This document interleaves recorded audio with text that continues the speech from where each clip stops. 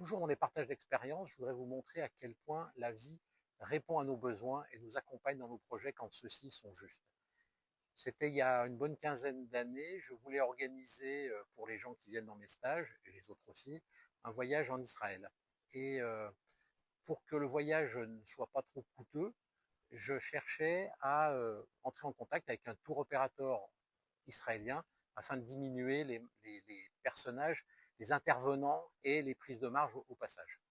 Je ne savais pas trop comment m'y prendre et je laissais la question en suspens. J'étais avec ma compagne et nos filles en train de me promener à Gruyère, en Suisse, et le magnifique village de Gruyère a un joli château au sommet de son village.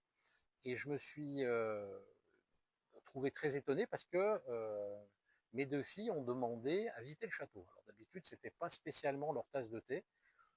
Je me suis dit, tiens, c'est curieux, elles ont cette envie, ben ok, c'est chouette pour une fois qu'elles aient cette curiosité. Donc nous avons pris les billets, nous sommes entrés et commencé la visite du château.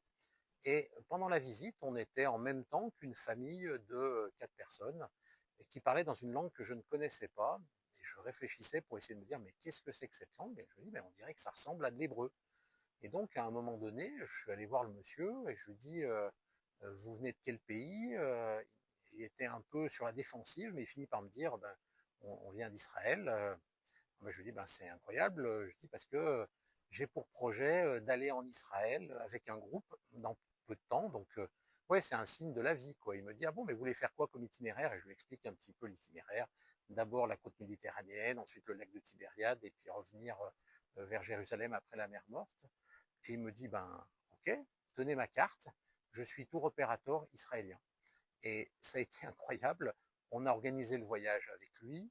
Ça a été merveilleux. On a même 5 ou 6 ans plus tard organisé un second voyage et on est toujours en contact aujourd'hui. Donc la vie entend nos demandes et la vie nous amène finalement des solutions.